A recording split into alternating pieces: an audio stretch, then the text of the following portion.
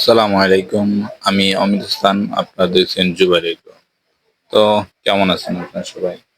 আশা করি সবাই ভালো আছেন। আলহামদুলিল্লাহ আমিও অনেক ভালো আছি। তো কিছুদিন ধরে আমি যেই ভিডিওগুলো দেখালাম 1, 2, 3, তো সেই ধানগুলোর ফলন কিভাবে হয়েছে, কি পরিচর্যা করেছি সব ইনশাল্লাহ আজকে বলবো। তো ধৈর্য ধরে ভিডিওটা দেখুন। সর্বপ্রথম ধান যখন বপন করা হয় মানে লাগানো হয়, তখন তারপরে থেকে ঠিক 4 দিন পরে মানে 5 দিনের দিন একটা বিষ দিতে হয়। তারপরে 5 দিন পর বিষ, আর 3 দিনের দিন সার দিতে হয়। তো 3 দিনের দিন সার দেওয়ার পরে 5 দিনের দিন বিষটা দিয়ে দিতে হয়। তারপরে 1 সপ্তাহ পর পর 1 সপ্তাহ 8 দিন অন্তর অন্তর বিষ দিয়ে দিতে হবে। 3 বার বিষ দিলেই ইনশাল্লাহ ধান শীষ বাড়ানো পর্যন্ত আর বিষ দিতে হয়। প্রথম লাগানোর 5 দিন পরে 4 দিন পরে 5 দিনের দিন বিষটা দিয়ে দিলেন। আপনি কাউন্ট করবেন সেই দিন থেকে 8 দিনের দিন বিষটা দিয়ে দিতে। এরকম 1, 2, 3, 4 খুব জোর 4 বার দিলেই ইনাফ।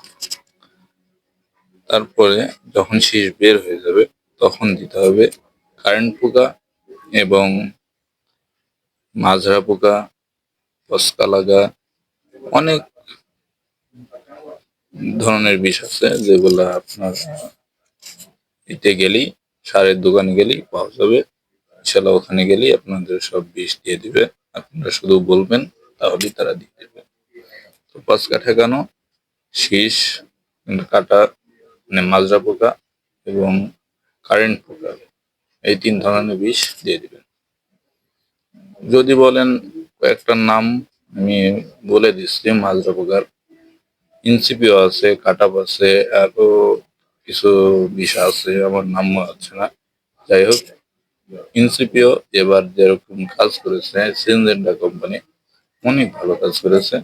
তো অবশ্যই আপনারা এই বিষগুলো দিতে পারেন। বিষ দেওয়া শেষ, এবার শেষের দিকে ধ্যান রাখবেন, মানে শেষের দিকে একটু নজর রাখবেন যাতে শেষটা টাইম টু টাইম পড়ে।